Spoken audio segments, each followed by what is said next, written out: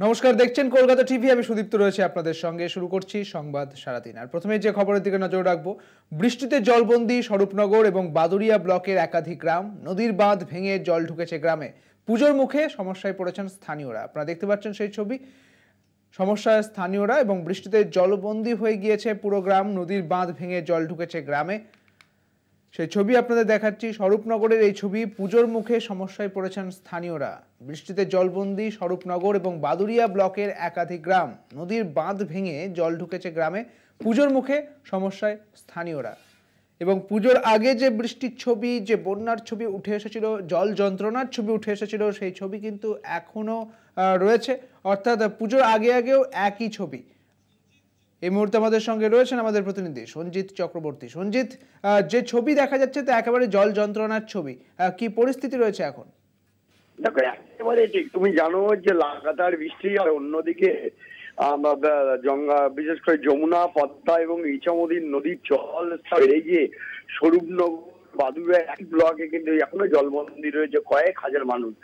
তার মধ্যে বিশেষ করে বাদুড়িয়ার চাত্রা, যে রসুই, পান্তাপাড়া সহ একাধিক গ্রামে কিন্তু জলবন্দী হয়ে রয়েছে প্রচুর মানুষ।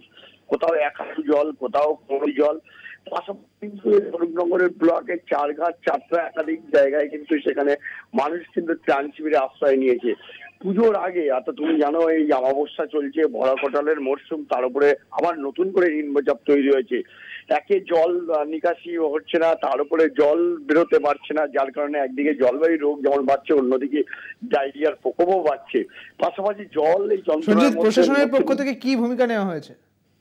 ইতিমধ্যে দেখো, ব্লক প্রশাসনের পক্ষ থেকে স্বাস্থ্য দপ্তরে, বিশেষ করে স্বাস্থ্য যেগুলো আছে স্বাস্থ্য কেন্দ্র, সেখানে স্বাস্থ্যকর্মীদের বসানো হয়েছে। তাদের পর্যাপ্ত পরিমাণে যে ডায়রিয়ার জন্য এবং হ্যালোজিন ট্যাবলেটের ব্যবস্থা করা হয়েছে। অন্যদিকে ত্রাণ শিবিরে পর্যাপ্ত ত্রাণের ব্যবস্থা করা হয়েছে, যেমন বাচ্চাদের গুঁড়ো দুধ ও শুকনো খাবার আর সব রকম ব্যবস্থা করা হয়েছে। কিন্তু এই পুজোর প্রাককালে একবারে তুমি জানো আগমনী বার্তা, অর্থাৎ দেবী দুর্গার আগমনী বার্তার পরেও কিন্তু যেভাবে জলবন্দী হয়ে পড়ছে, তারাই কিন্তু এক বিষাদের সুর দেখতে পাচ্ছে। অর্থাৎ জলবন্দী মানুষ তারা দাবি করছেন যে এই থেকে বেরোতে পারছে না, তা আনন্দ উৎসবে কি করে মাতবে।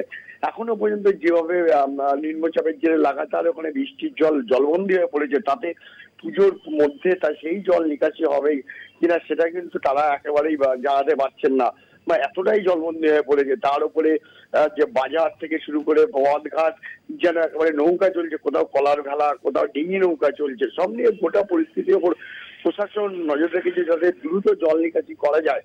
কিন্তু যে পরিমাণ জলের স্তর, মানে নদীর জলস্তর বেড়েছে, অন্যদিকে লাগাতার একের পর এক নিম্নচাপের জল জেনে বৃষ্টি হয়েছে, সেই বৃষ্টির জল কিন্তু এই দুয়ে মিলেমিশে একাকার হয়ে গেছে, যার কারণেই কিন্তু জল সরতে পারছেন, নিকাশির জায়গা নেই, যার কারণে সমস্যায় পড়েছে স্বরূপনগর, চারঘাটের একাধিক পঞ্চায়েতের বিস্তীর্ণ অঞ্চলের মানুষ। অনেক ধন্যবাদ সঞ্জিত তোমাকে। আমাদের সঙ্গে ছিলেন আমাদের প্রতিনিধি সঞ্জিত চক্রবর্তী। আপনারা দেখতে পাচ্ছেন বাদুড়িয়ার সেই ছবি এবং স্বরূপনগরের ছবি। একেবারে জল যন্ত্রণার ছবি কিন্তু উঠে আসছে।